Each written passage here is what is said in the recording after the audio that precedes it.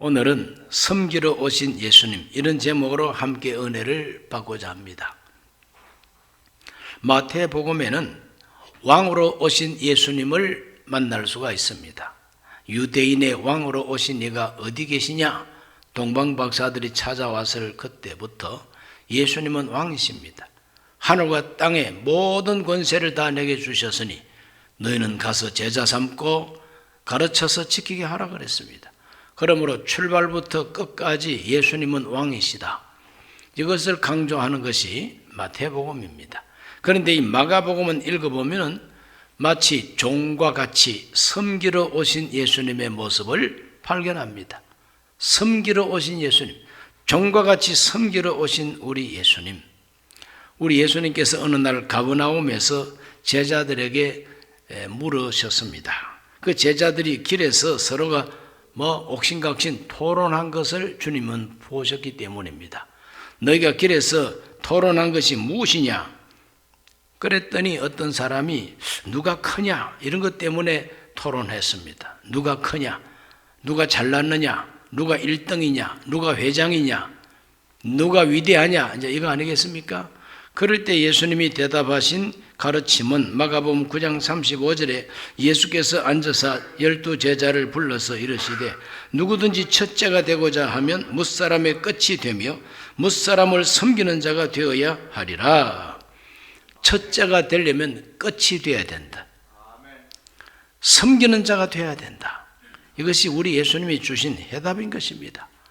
예수님이 십자가에 못 박히기 위해서 예루살렘으로 가는 길목에서 그 예수님 제자들이 또 서로가 갈등 관계가 됩니다.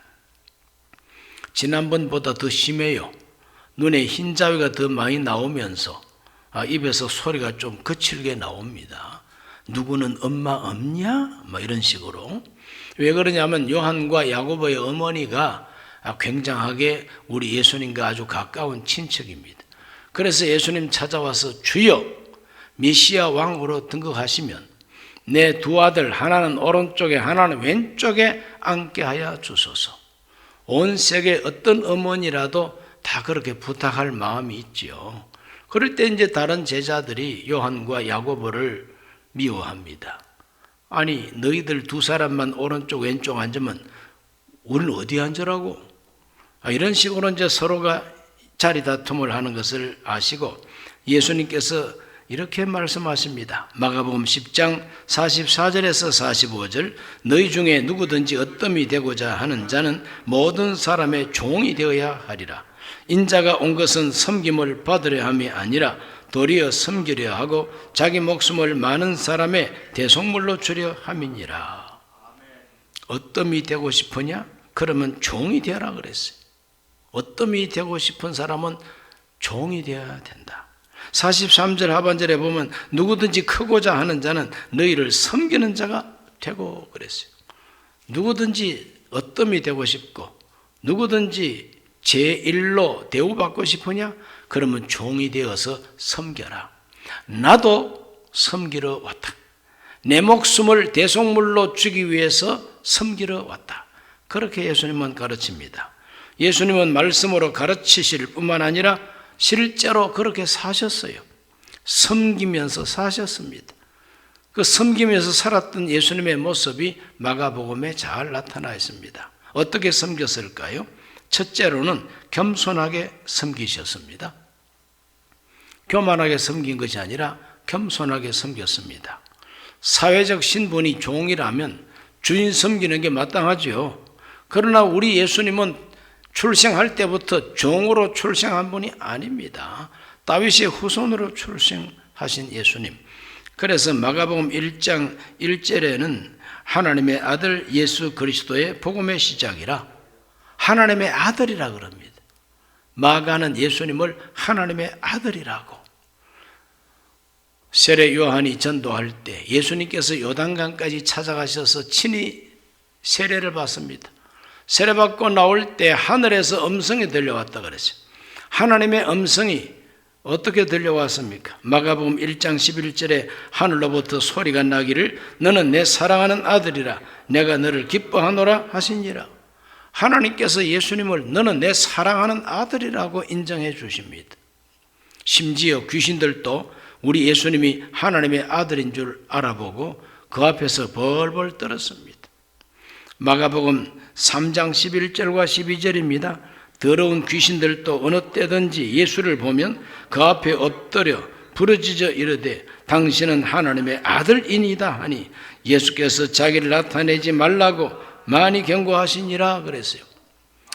귀신들도 예수님을 보기만 하면은 그 앞에서 부르짖었다 그랬어요. 당신은 하나님의 아들이십니다. 귀신이니까 귀신처럼 알아봤죠. 그 귀신도 우리 예수님께서 나가 그러면은 누구 말이라고 거역합니까? 다 도망쳤어요. 사람은 귀신보다도 무식하고 사람은 귀신보다도 못됐어요. 왜? 예수님이 하나님의 아들이신 줄 귀신도 알았는데 사람은 몰라요. 예수? 누구? 나 몰라. 귀신도 예수님 말씀 앞에 복종하는데 이 세상 귀신보다 못한 무식한 인간들은 하나님이 이렇게 말씀하셨다, 예수님께서 이렇게 말씀하셨다 그래도 듣지도 않습니다. 순종하지 않습니다. 못됐죠. 이렇게 못됐으니까 결국은 지옥으로 가야 마땅하다, 그렇게 생각을 합니다. 귀신도 예수님을 하나님의 아들이라고 외쳤다 그랬어요. 예수님이 십자가에 못 박혀 죽으실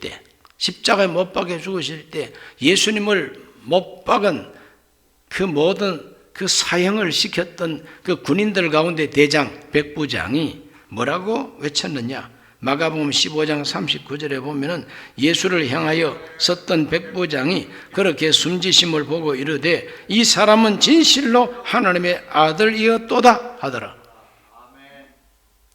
출발부터 하나님의 아들 예수 그리스도의 복음의 시작이요, 마지막에도 진실로 하나님의 아들이었도다. 이것이 바로 마가복음입니다.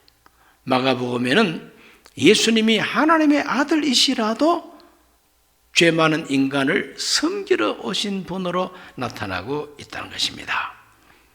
하나님의 아들이신데 우리를 섬기러 오신 우리 예수님, 사도 바울은 그것을 이렇게 표현합니다. 빌립보 2장 6절에서 8절, 그는 근본 하나님의 본체시나 하나님과 동등됨을 취할 것으로 여기지 아니하시고 오히려 자기를 비워 종의 형체를 가지사 사람들과 같이 되셨고 사람의 모양으로 나타나사 자기를 낮추시고 죽기까지 복종하였으니 곧 십자가에 죽으심이라. 하나님의 본체라 그랬어요. 그 근본이 하나님의 본체예요. 하나님이시다 이 말이죠. 하나님이시라도 자기를 비우고 낮고 천한 이 땅에 사람으로 오셔가지고 사람을 위해서 대속물이 되어 주시기까지 우리 인간을 섬겨주신 예수님을 강조하고 있습니다. 그러므로 높으신 하나님이, 위대하신 하나님의 독생자가 사람을 섬기러 오셨다. 이건 너무나도 놀라운 빅 뉴스가 아니고 무엇입니까? 예수님은 직접 제자들의 발을 씻었습니다. 요한복음 13장 13절에서 15절, 너희가 나를 선생이라 또는 주라 하니 너희 말이 옳도다. 내가 그러하다. 내가 주와 또는 선생이 되어 너희 발을 씻었으니 너희도 서로 발을 씻어주는 것이 옳으니라. 내가 너희에게 행한 것 같이 너희도 행하게 하려 하여 본을 보였노라. 예수님께서 우리에게 본을 보이신 것은 섬기는 본을 보여주셨다. 다른 사람의 발을 씻어주는, 종과 같이 씻어주는 섬김의 본을 보여주신 우리 예수님, 그 예수님이 뭐가 아쉽습니까? 그 예수님의 신분이 천하디 천한 노예입니까? 아니죠. 하나님의 아들이시라도, 근본이 하나님의 본체시라도 낮게 낮추시고 섬겨주신 예수님, 우리 위하여 목숨 바쳐주신 우리 예수님, 그 예수님을 믿으시기를 바랍니다. 예수님 잘 믿으면은 예수님처럼 됩니다.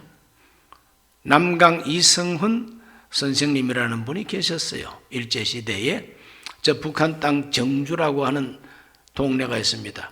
아주 이조 때에 아주 유명한 성이 있는, 정주성이 있는 바로 그곳입니다.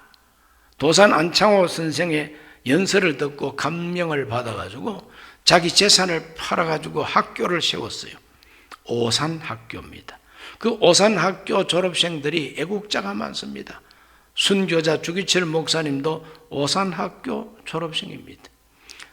많은 분들이 그 학교에서 선생님으로 가르치기도 하고 학생으로 배우기도 하고, 그래서 그 오산학교는 정말 민족 지도자를 양성하는 요람지였습니다.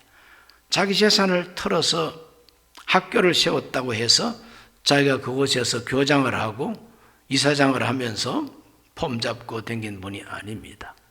또 가르친 분도 아닙니다. 자기는 자기 재산을 털어서 학교를 세우고 학교 잘 되기만을 바라면서 학생들은 열심히 공부나 하라고, 뒷바라지는 내가 하겠다고 그러면서 화장실 청소 당번이었습니다. 그건 섬김의 자세죠. 화장실 청소는 내가 할 테니까 너희들은 와서 열심히 공부하라고. 예수님을 믿었던 이 남강 이성훈 장로님은 예수님 닮은 사람입니다. 민족 지도자로서 3.1 운동할 때에 서명까지 했던 분이죠. 1912년 미국에서 간호 선교사로 오신 분이 계십니다. 엘리자베스 요한나 쉐핑이라고 하는 여자 선교사, 32살에 우리 한국에 와서 20년 동안 광주와 제주도 등지를 다니면서 여자 학교를 세우고 수많은 과부들을 돌보고 환자들을 돌보고 고아들을 입양해서 돌보았던 위대한 선교사였습니다. 이 선교사님의 좌우명이 무엇이냐 하면은 성공이 아니라 섬깁니다. 나는 성공하러 온 사람이 아니다. 나는 섬기러 온 사람이다. 얼마나 잘 섬겼든지 그가 죽고 난 다음에는 전라도 광주에서 처음으로 사회장을 치르게 됩니다. 무수히 많은 사람들이 흰 옷을 입고 그 장례를 치렀다고 하는 것은 유명한 이야기입니다. 왜 그러냐? 섬겼기 때문에. 섬기는 것이 성공이라는 겁니다. 섬기는 것이 성공이라. 그것을 우리에게 교훈으로 남겨준 일생을 살다가 가신 분이죠. 그가 돌아가실 때에 고아들만 집에 14명이 있었고 38명이 한 집에 살면서, 과부 38명이 한 집에 살면서 그 선교사님의 도움으로 먹고 자고 이러면서 새로운 인생을 그들은 희망했던 것입니다. 오늘 우리의 삶도 높은 자가 낮은 자를 찾아와서 섬겼던 예수님처럼 모두 하나님을 섬길 수 있는, 정말 하나님의 본체시라도 사람을 섬겼던 예수님 본받아서 섬겨 살게 되시기를 주의 이름으로 축원합니다. 아멘.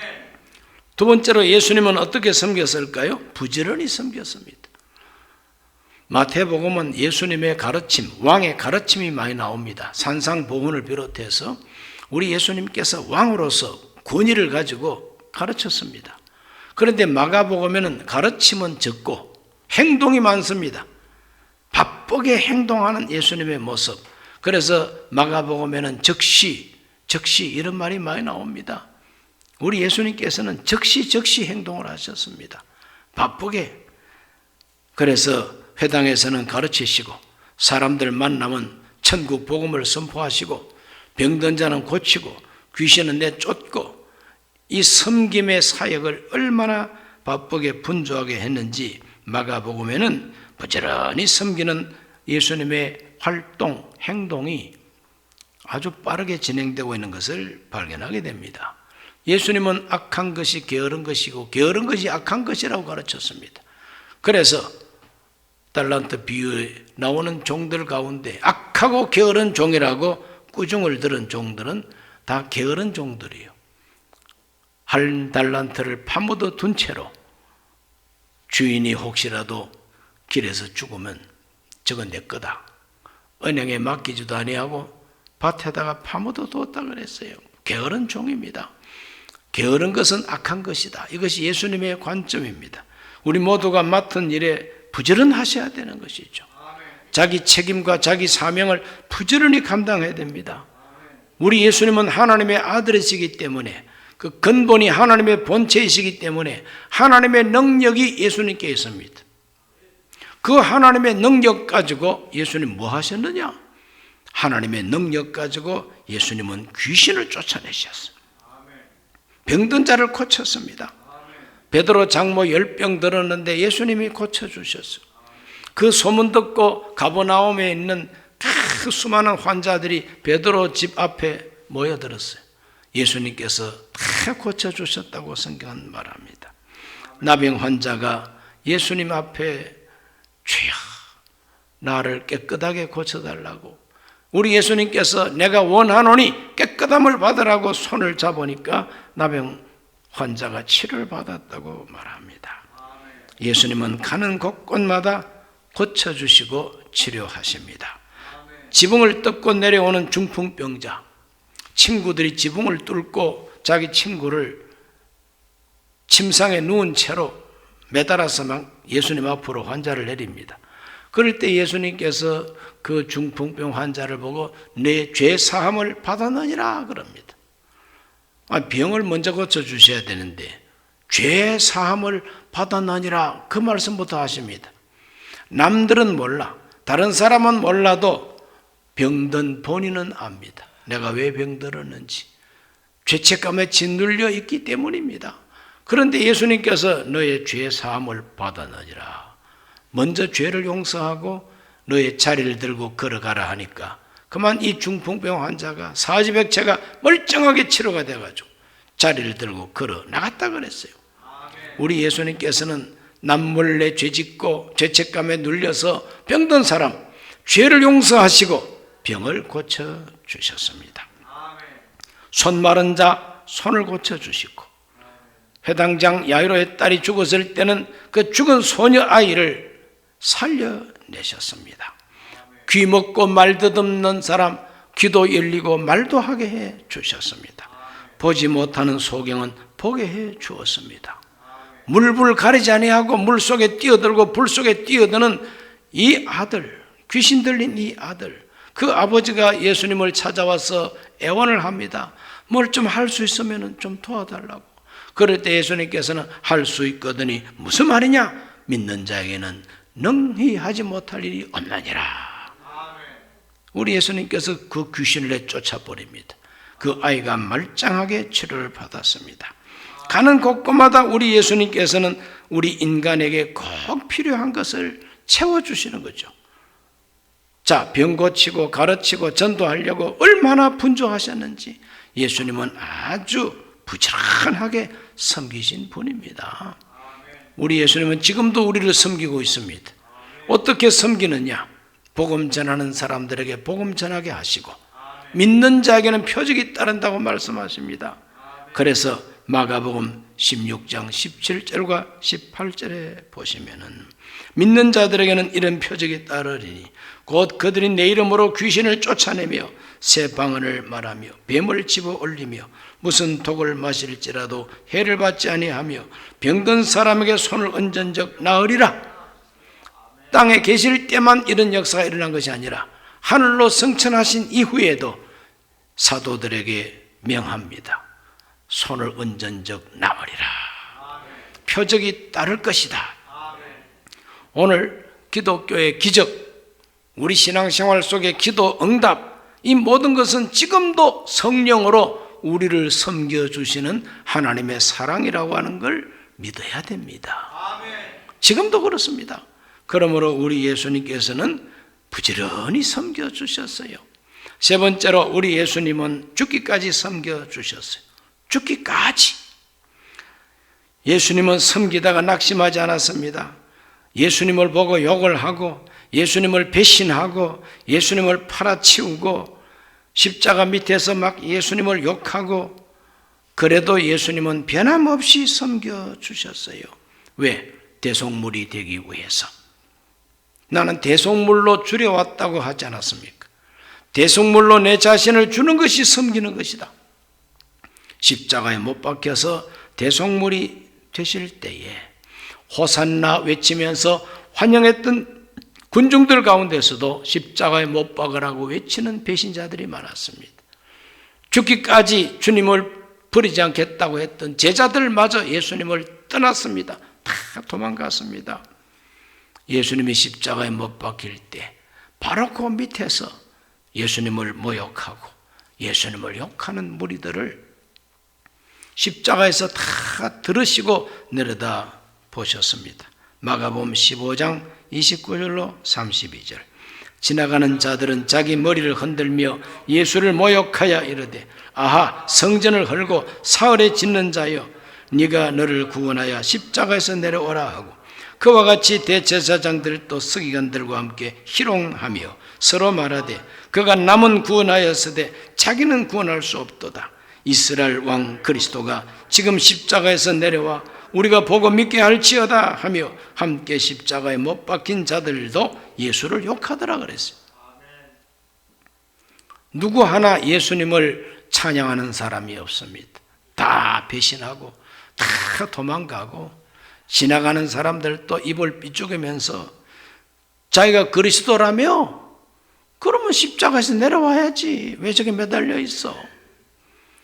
예수님을 십자가에 못 박으라고 했던 이 대제사장들은 예수님 약 올립니다. 막 희롱하고 막 욕합니다. 내려와봐. 한번 내려와봐. 내려오면 믿어줄게. 그러나 예수님은 내려오실 수가 없습니다. 못 박혔기 때문에 내려오실 수가 없는 게 아니에요. 하나님 앞에서 대속물이 되기 위해서 내려올 수가 없습니다. 자기를 구원할 수 없도다. 대제사장들이 예수님을 보고 욕한 내용이 뭡니까? 자기를 구원할 수 없도다. 왜 남은 구원하고 너 자신은 구원할 수가 없느냐? 그리스도가 아니라는 거죠. 우리 예수님께서 왜 남은 구원하고 자기는 구원할 수가 없었을까요? 그것은 사랑 때문에 완전한 구원을 이루기 위하여 완전한 속죄물이 되기 위하여 끝까지 모욕을 참고 그리고 수많은 사람들이 혼란할 때 그걸 참아내신 겁니다. 숨질 때까지.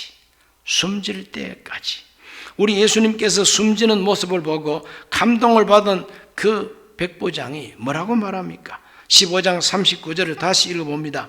예수를 향하여 섰던 백부장이 그렇게 숨지심을 보고 이르되 이 사람은 진실로 하나님의 아들이었도다 하더라. 참 중요한 말이 나옵니다. 그렇게 숨지심을 보고 그렇게 죽는 모습을 보고 예수는 하나님의 아들이라고 고백을 했다는 거죠. 얼마나 거룩하게 숨져 가셨으면, 얼마나 장엄하게 숨져 가셨으면 숨지는 모습을 보고 하나님의 아들이라고 고백을 합니다. 저는 가을만 되면은 참 단풍 낙엽을 좋아합니다. 그래서 산에도 이렇게 가면은 단풍이 곱게 물들고 막 떨어져요. 낙엽 떨어지는 소리가 참 아름답습니다. 또 그 낙엽을 내가 밟고 가는 그 소리도 너무 아름답습니다. 향기가 있습니다. 낙엽의 향기가 얼마나 좋은지 몰라요. 그런데 그런 낙엽을 볼 적마다 느낌이 있습니다. 어떤 느낌이냐? 이 이파리들이 사과나무 이파리, 감나무 이파리, 빨간 감을 익을 때까지, 빨간 사과가 익을 때까지 폭풍을 이겨내고 바람을 이겨내고 끝까지 나무 가지에 붙어서 햇빛을 받아가지고 그걸 가지고 탄소 동화작용을 해가지고 잘 익은 감이 되게 하고 잘 익은 사과가 되게 하고 이제는 내 사명 다 끝났다 싶을 때는 곱게 물든 그 아름다운 모습을 가지고 톡 떨어져서 땅으로 사뿐사뿐 내려옵니다. 숨지는 모습이죠. 사명을 다한 사명자가 숨지는 모습이죠. 예수님이 십자가에서 자기를 구원하실 수가 없고 끝까지 자기 목숨을 대속물로 주신 그 모습이 바로 이런 모습이 아닌가. 강물 속에 서식하는 가시고기는 자기 알이 부화가 돼가지고 다 새끼가 돼가지고 헤엄칠 때까지 목숨 걸고 먹지도 않고 자지도 아니하고 자기 알들을 보호하고 다 새끼들이 부화한 다음에는 자기 온 몸을 그 새끼들에게 밥으로 내어주면서 쓰러집니다. 그러므로 그 숨지는 모습, 가시고기 숨지는 모습은 예수님 모습과 같아요. 하나님이 천지를 창조할 때에 저 식물도 생물도 하나님의 사랑을 실천하는 그런 모습을 가지고 있다는 거예요. 왜? 그런 하나님이 창조하셨기 때문에 그런 거죠. 오늘 우리들은 대자연을 보면서도 곱게 숭고하게 숨져가는 모습, 십자가에서 예수님이 자기를 구원하실 수 없었던 그 모습 본받아야 되지 않겠습니까? 저와 여러분도 그 누군가 그 무엇을 위하여 하나님의 영광을 위하여 내가 어떻게 숨져갈까를 생각해야 됩니다. 내 숨져가는 모습이 어떠해야 되는가를 생각해야 됩니다. 숨질 때 되도록 늘 찬송하고, 숨질 때 되도록 늘 전도하고, 숨질 때 되도록 그 누군가를 위하여 희생하고 이렇게 함으로써 그들을 살려내고 그들을 사람 되게 하고, 그것이 바로 예수님을 닮은 모습이 아니고 무엇이냐 이 말입니다. 하나님의 거룩한 사랑, 하나님의 거룩하신 은혜, 그건 바로 숨질 때 되도록 하나님의 뜻을 섬기고 죄인들을 섬겨주신 예수 그리스도의 모습인 것입니다. 마가복음은 마가가 기록했는데, 마가가 어떤 사람이냐 하면은 베드로의 직계 제자입니다. 마가 요한의 다락방이라 그랬죠. 그 마가 다락방 집 아들이 바로 마가입니다. 그 마가는 베드로하고 친했고 베드로를 섬겼고, 그래서 베드로가 전도하러 다닐 때에는 통역관으로 따라다녔다는 말도 있습니다. 베드로한테 직접 들은 예수님의 행적을 기록한 게 마가복음이에요. 이 마가복음은 로마 사람들이 읽으라고 쓴 복음서입니다. 베드로가 로마 교황청에서 초대 교황으로 떠받드는 것도 이유가 있습니다. 베드로가 로마에 복음 전했기 때문입니다. 섬기시는 예수님을 본받아서 거꾸로 못 박혀 죽을 때까지 섬긴 사도가 베드로입니다. 그래서 로마 기독교인들은 베드로의 영향이 많습니다. 마가가 쓴 이 복음서를 그들은 읽었습니다. 섬기는 예수님을 읽었습니다. 그러나 악한 황제들은 기독교도들을 탄압했습니다. AD 64년에 로마의 대화재가 일어나가지고 얼마나 많은 사람이 죽고 집들이 불탔는지 로마시 전체에 3분의 2가 타버렸습니다. 왜 그렇게 불태웠느냐? 싹 불태워버리고 자기 궁전을 하나 근사하게 새로 짓겠다고 하는 욕심이에요. 그런데 시민들이 이제 알고는 네로 황제를 욕하지 않습니까? 황제가 자기 궁전 지으려고 불 질렀다. 그러니까 이제 민심이 그렇게 돌아가니까 요 민심을 다른 데로 돌려야지. 기독교인들이 불 질렀다. 내가 아니야. 기독교인들이 불 질렀어. 저 기독교인들이 평소에 하는 말이 말세가 되면 불로 심판한다고 했지 않냐.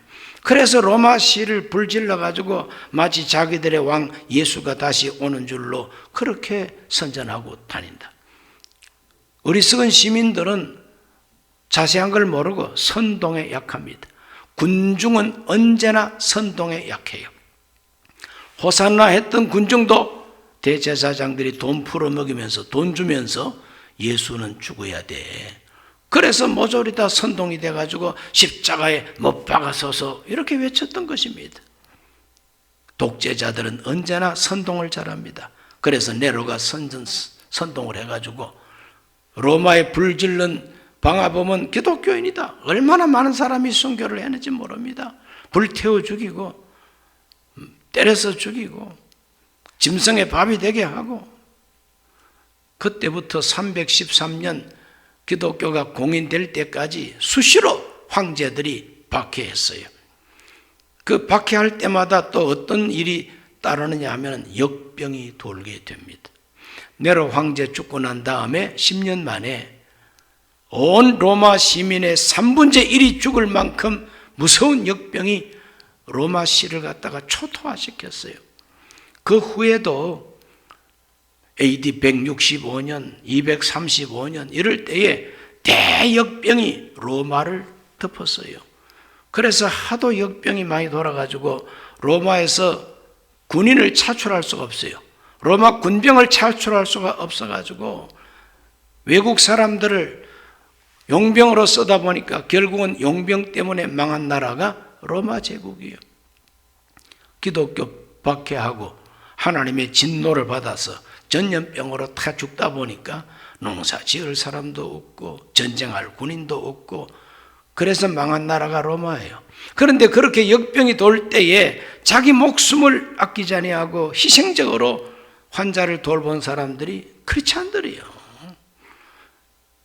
로마 시민들이 선동을 받아가지고 기독교인들을 막 죽이는 데 앞장을 서고 고발하고 했지만 정작 역병이 돌고 나니까 로마의 종교 지도자들 다 도망가 버리고 귀족들 다 도망가 버리고 가족 가운데 환자들 버리고 갔습니다.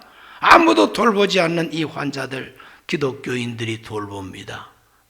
먹게 하고 마시게 하고 이렇게 돌봐줬더니 그 사람들이 죽지 않았어요. 그 사람들이 살아나고 보니까 야, 예수 믿는 사람들을 정말 내가 미워하고 고발하고 했는데 그게 아니구나. 이 사람들이 정말 진짜 종교인이고 저 사람들이 믿는 예수가 진짜 하나님이다. 저변으로 기독교 복음이 사랑을 실천하는 이 사람들 때문에 퍼져가지고 황제는 박해해도 시민들은 보호합니다. 이렇게 해서 결국은 로마가 기독교 앞에 무릎을 꿇고 AD 392년에는 정식 국교가 되고 313년에는 공인, 즉 기독교를 허용하게 됩니다. 이 모든 밑바닥에 누가 애썼느냐? 그건 바로 위대한 지도자보다도 평신도들이 예수님의 사랑을 실천하고 그들을 위해서 기도해주고 역병 들었을 때 그들을 간호해주고 이렇게 함으로써 로마를 정복하게 된 겁니다. 섬기시는 예수님의 모습, 섬김을 가르쳤던 이 마가복음, 로마 사람들은 베드로가 증언한 이 복음을 듣고 예수님처럼 섬김을 실천했던 것입니다. 오늘 우리 모두가 다 이 어려운 시대에 예수님의 사랑을 본받아서 우리도 예수 그리스도의 사랑을 실천하면 반드시 하나님은 영광을 받으시고 우리에게 승리를 허락해 줄 줄로 믿습니다. 기도합니다. 존귀하신 아버지 하나님, 섬기러 오신 예수님 마가복음에서 증거해 주셨습니다. 진실로 하나님의 아들이시라도 겸손하게 섬겨 주셨고 부지런히 섬겨 주셨고 우리의 필요를 채워 주시며 끝까지 죽기까지 섬겨 주셨습니다. 예수님을 본받게 하여 주시옵소서. 예수님 이름으로 기도하옵나이다. 아멘.